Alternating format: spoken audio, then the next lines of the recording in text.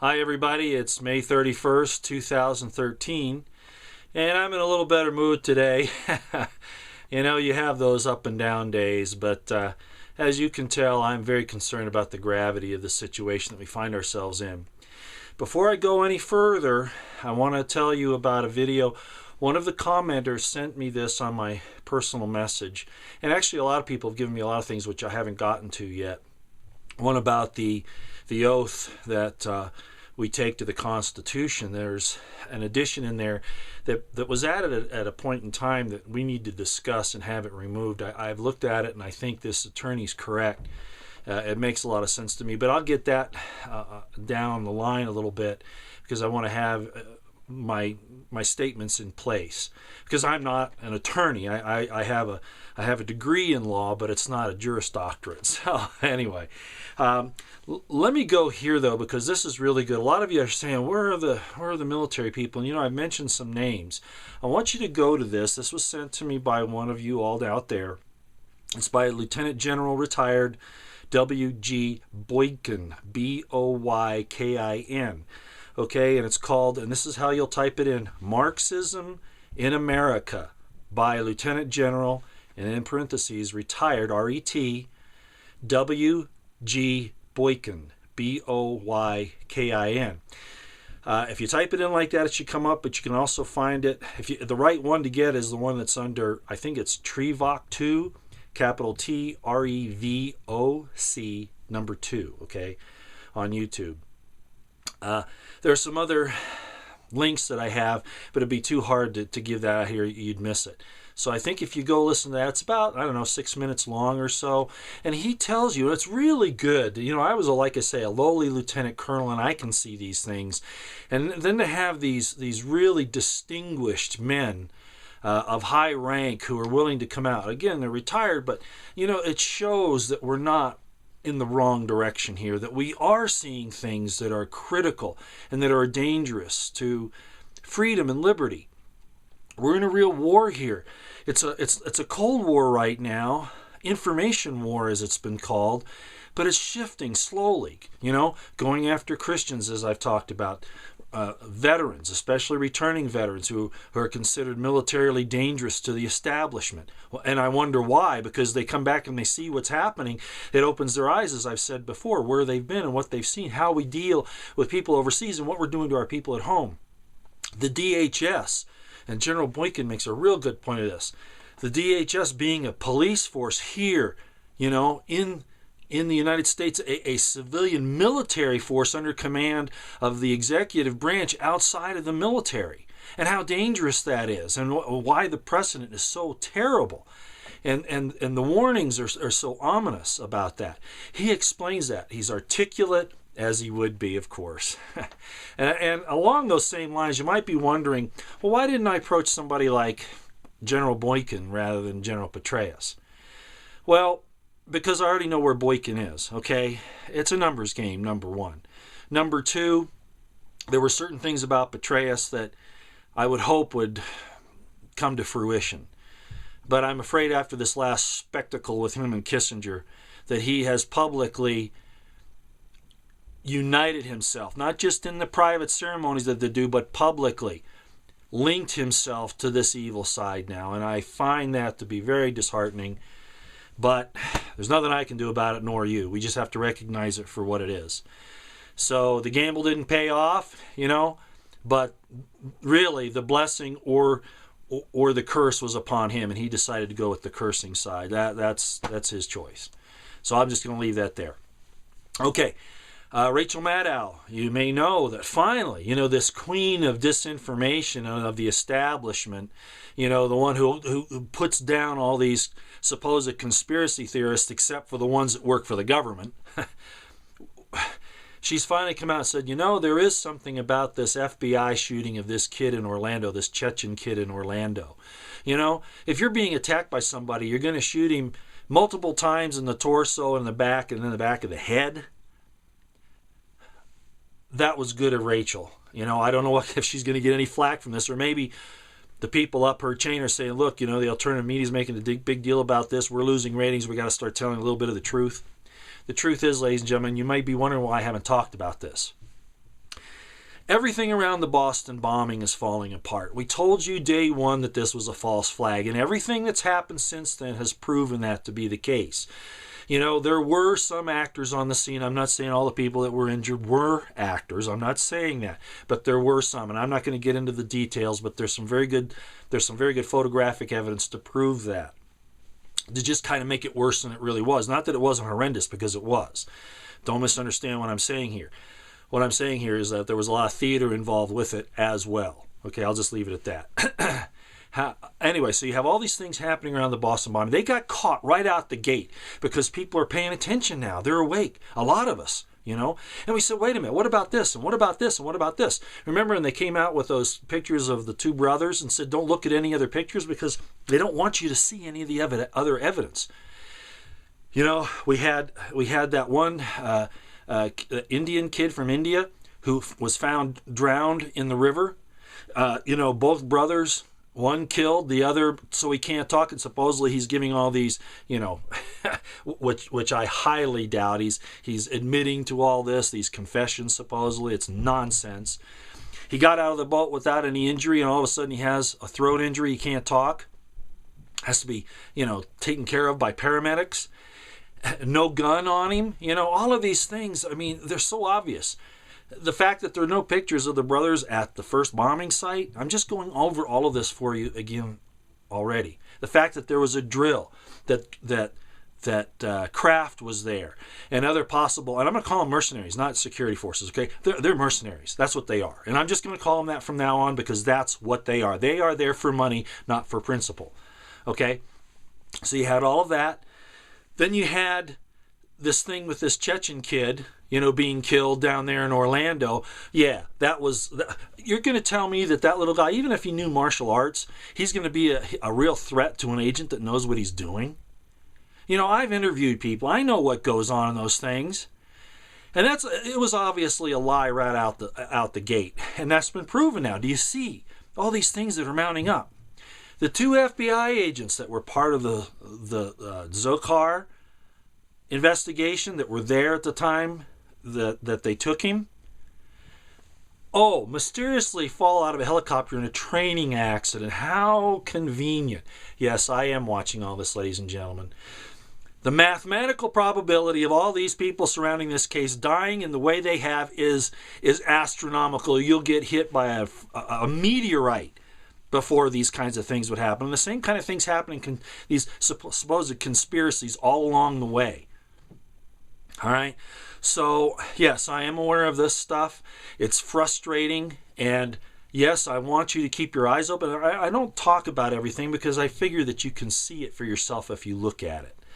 Okay, there's no way I could cover everything anyway.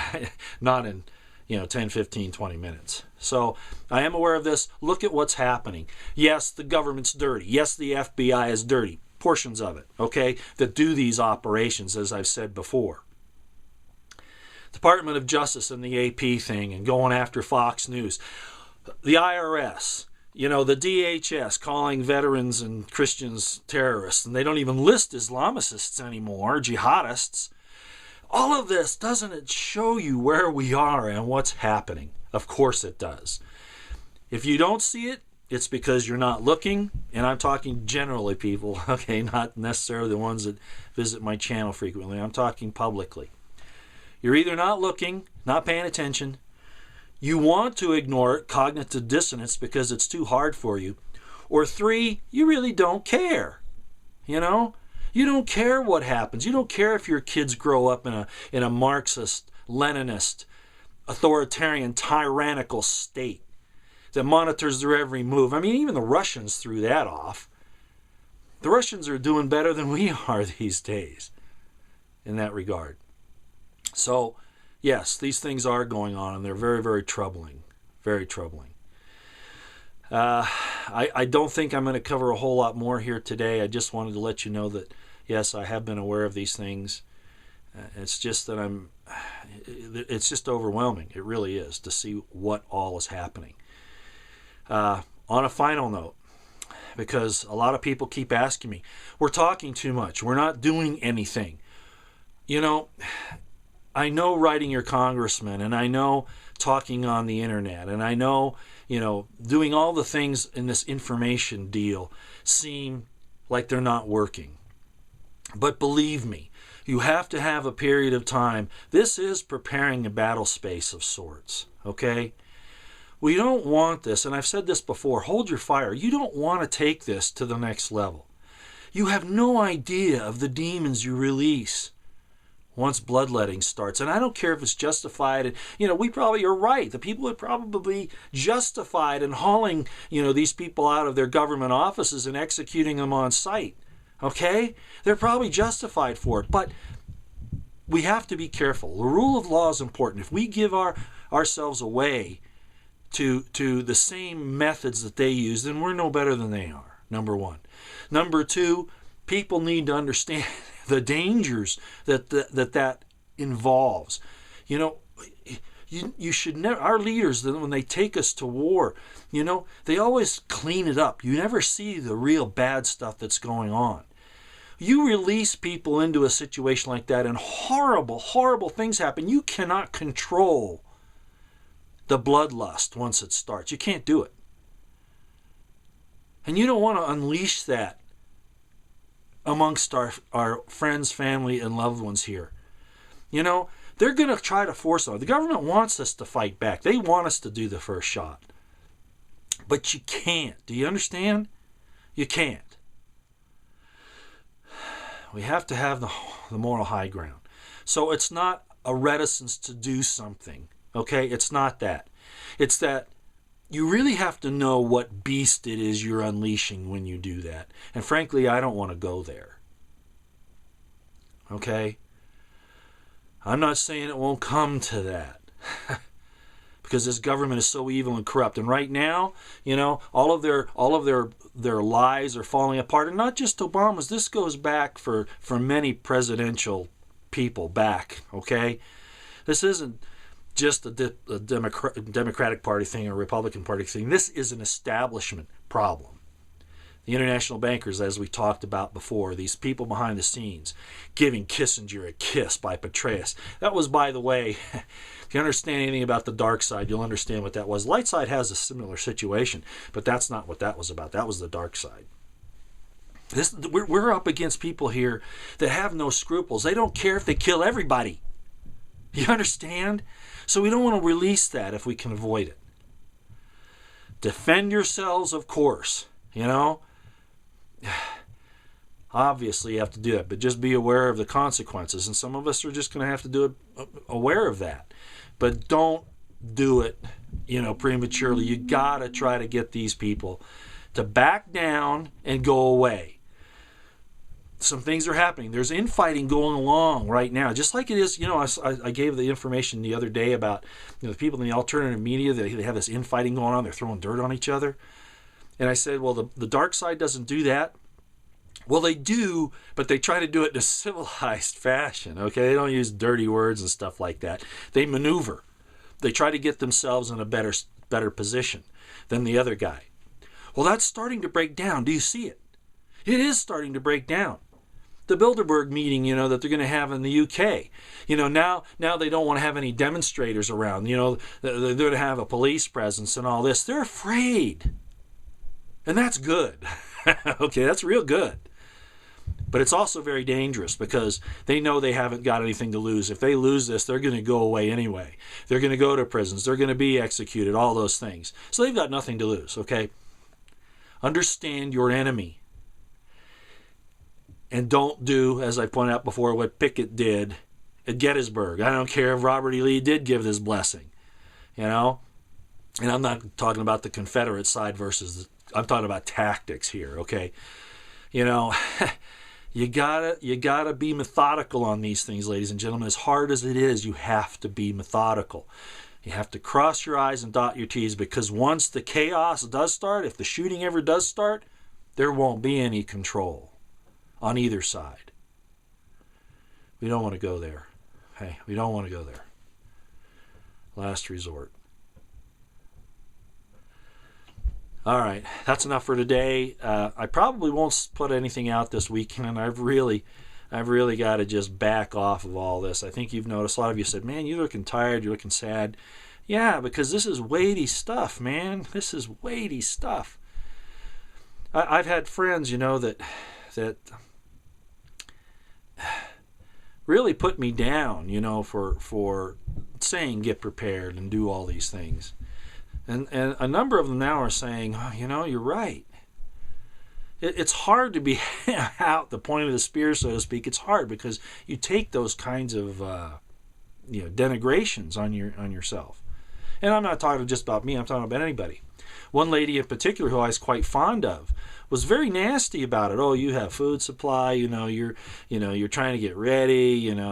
You're an alarmist. Lost a relationship there over it. Well, there were other things too, but the point is that people don't want to wake up. A lot of them don't. And you can lead a horse to water, but you can't make it drink. But the rest of us that do understand, we have to have a little charity here. Try to prepare for others who couldn't see it because they weren't strong enough, or it was just too horrible for them to look at. And that's the case for a lot of people. Okay? So we just have to try to take that into consideration. Charity. Okay? Take care of those who really don't know how to take care of themselves as best as you can. You can't sacrifice your own family for that, but as far as you can help, be there when the thing falls apart. And you don't have to say I told you so, although that particular lady I'm going to but open your arms up and take them in, and put them to work. Have them help you with some aspect of your survival. And don't think that you're an island. Nobody's going to survive this thing by themselves. We need each other. Okay? All right, enough for today. I rambled on a little bit. I am in a better mood, so thanks a lot. It has to do a lot with you folks out there. You gave me a lot of encouragement here the last few days. Thank you all very much.